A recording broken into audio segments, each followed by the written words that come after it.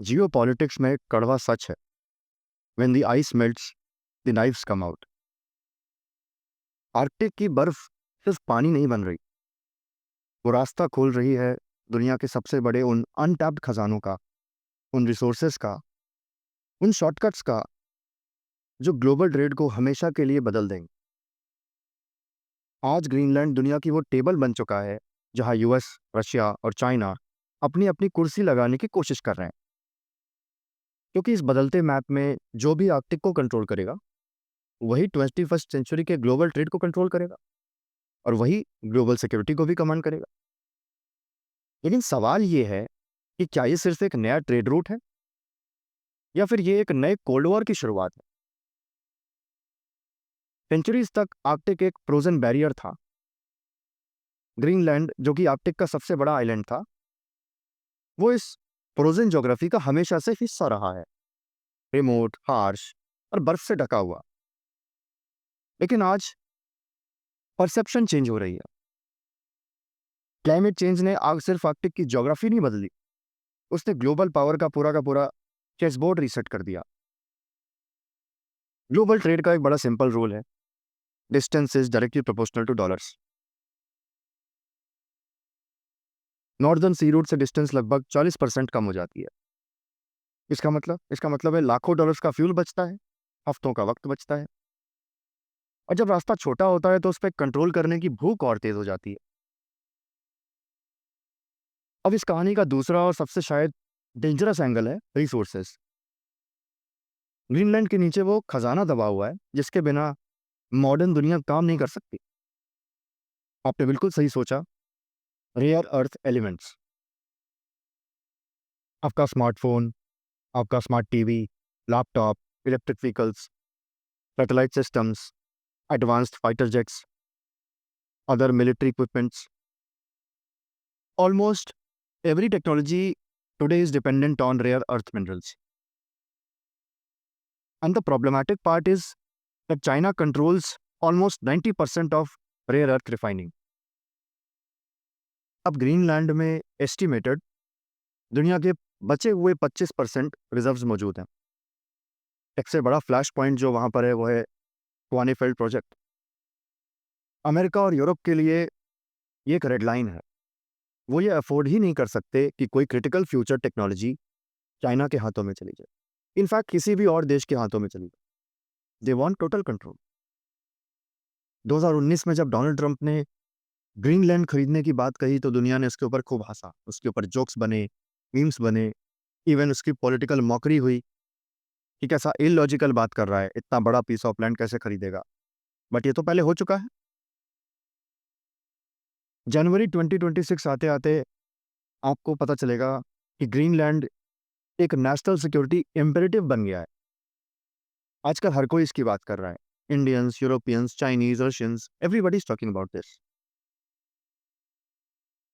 ये प्लान कोई land increase करने का प्लान नहीं है, this is a denial strategy. बड़ा सिंपल लॉजिक है यूएस का कि उसको लीडर टेबल पर चाइना को कुर्सी नहीं देनी।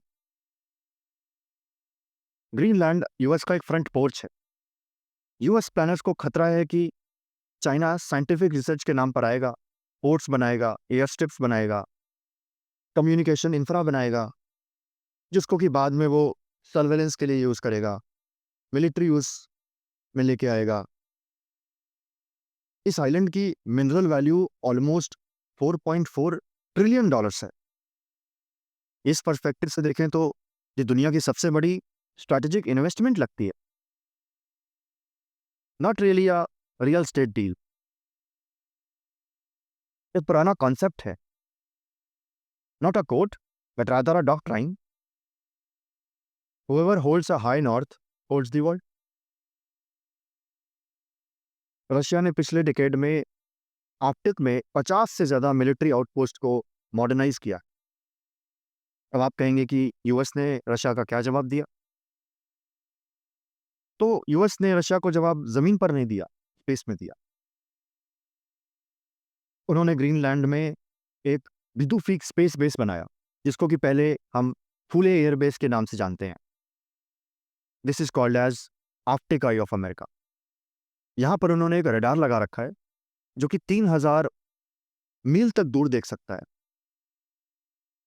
यानी कि ये रशिया या चाइना से लॉन्च होने वाली किसी भी मिसाइल को डिटेक्ट कर लेगा। और यहाँ पर जो उनका बिदुफीक स्पेस बेस है, इसके बिना जो यूएस ने अपना golden dome missile defence system announce किया है, वो अंधा हो जाएगा। अब बात करते हैं करंट सिचुएशन की, यानी कि 22 जनवरी 2026 Davos World Economic Forum. Arctic strategy of America has become a global crisis. Trump ने यूरोप को एक सीधा अल्टीमेटम दिया कि ग्रीनलैंड परचेज की डील फाइनल करो और नहीं तो 25% टैरिफ्स के लिए तैयार रहो। उनका बड़ा सिंपल आर्गुमेंट था कि हम इसे लीज पर तो डिफेंड नहीं करने वाले, जब तक हम इसकी ओनरशिप नहीं लेंगे तब तक इसको डिफेंड नहीं करेंगे। बट आप अगर न्यूज़ देखते होंगे तो आपको पता होगा कि 24 आवर्स में एक नया ट्विस्ट आया है। ट्रंप ने अपना as expected tariff threat pause कर दिया बिकॉज उसको एक डील मिल गई, फ्यूचर डील। डेनमार्क तो अभी भी ओनरशिप के खिलाफ है, लेकिन इस फ्रेमवर्क से अमेरिका को वो सब कुछ मिल रहा है जो उसे चाहिए। मोर सेंसर्स, मोर इंटरसेप्टर्स और एक नियर कंप्लीट स्ट्रैटेजिक कंट्रोल।